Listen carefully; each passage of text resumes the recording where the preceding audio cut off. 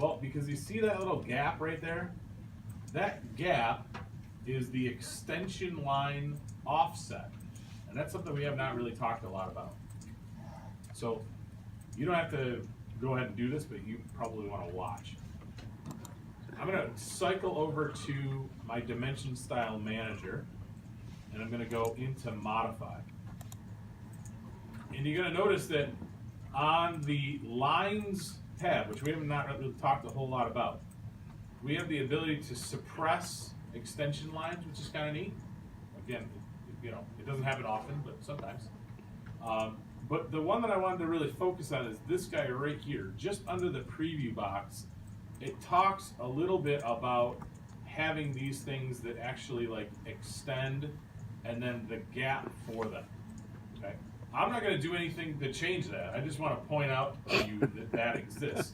And you're going to notice that up here, it actually has in the preview box this little gap. Okay, that's an extension line offset. So we don't need to change it. I just want you to know that that's what it is. And if you notice, anytime you see a center line that it then has a dimension, there's going to be that little gap. And we talked a little bit about that print reading deal. This is one of those things. How long is this center line? I don't know exactly, but I know that it does penetrate past this object line, this guy right here. I know it goes past that, but I know it doesn't go too far out because I know that there's a gap for the dimension. Okay, and that's kind of nitpicky, but again, it's something you should know. All right. So what I would do is for this particular one, I would just grab a radius circle, and I'm going to grab from here out here somewhere, maybe like right there. Okay. And again, it doesn't tell you how long they are, so you're kind of estimating. I don't know that you can really get that wrong. And I'm just going to use that as a trim reference to pop these guys off of there. So now I've gotten rid of those, I've trimmed them, and then I don't need this anymore. So I'm just going to take that out.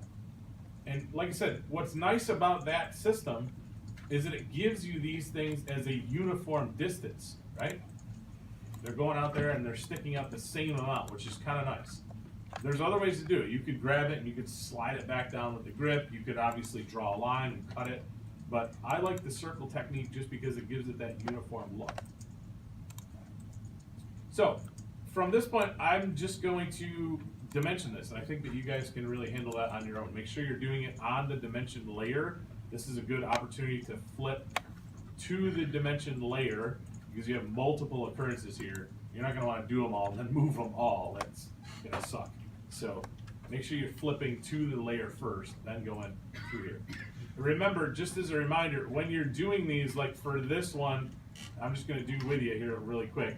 I'm going to do the radius